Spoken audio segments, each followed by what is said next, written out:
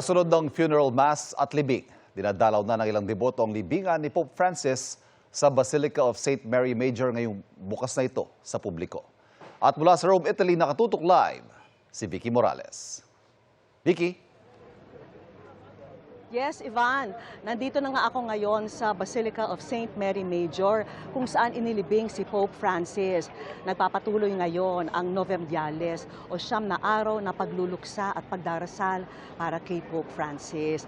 Maari nang madalaw ang kanyang himlayan dito po sa Santa Maria Maggiore matapos ang isang taimtim na funeral ceremony na sinaksihan ng libo-libo sa St. Peter's Square. Narito po ang aking report. Sinalubong ng palakpakan at pag-awit ang kabaong ni Pope Francis habang inilalabas mula sa St. Peter's Basilica sa Vatican City.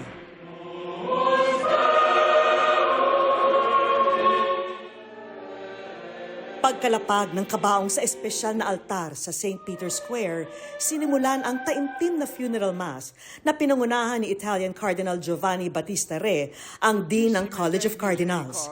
Dinasalan at binasbasan ang kabaong ng Santo Papa.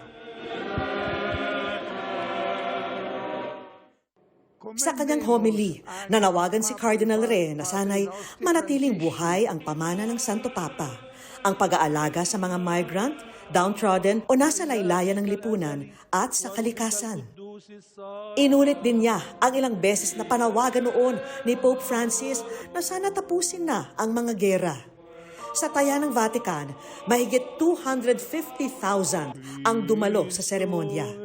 Pagkatapos ng funeral mass, muling ipinasok sa St. Peter's Basilica ang kabaong ni Pope Francis. Inilabas ito sa ibang pintuan saka isinakay sa puting Pope Mobile. At ipinrosisyon sa 4 na kilometrong ruta sa Roma. Sa pagdaan ng kanyang labi, libo-libong nakaabang sa prosesyon ang nagpalakpakan at nagpugay. Inihatid ang kanyang kabaong sa Basilica of St. Mary Major, ang napili niyang huling himlayan. Kabilang sa mga sumalubong sa kanya roon ang grupo ng mga mahihirap na may bit-bit na puting rosas. Pagpasok ng kabaong sa Basilica, pinangunahan ng Camerlengo na si Cardinal Kevin Farrell ang burial. Pribado ito na dinaluhan ng mga cardinal at cleric. Nilagyan ng Cardinal Farrell ng seal ang kabaong at sumaludo ang Swiss Guards.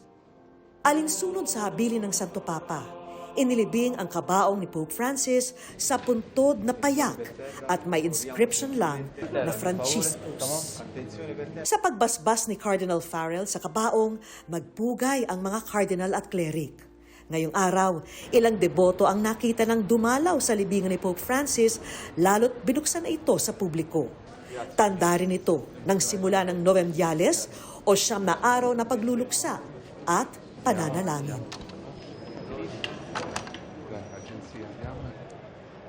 At ayun na nga kasama ang mga kardinal na Pilipino sa mga nakiisa sa funeral mass at burial ceremony para kay Pope Francis. Gaya na Luis Antonio Cardinal Tagle na kinamusta ko sa Pontificio Collegio Filipino kung saan nagdao siya ng isang misa. Pater, et Filius, et Spiritus Sanctus.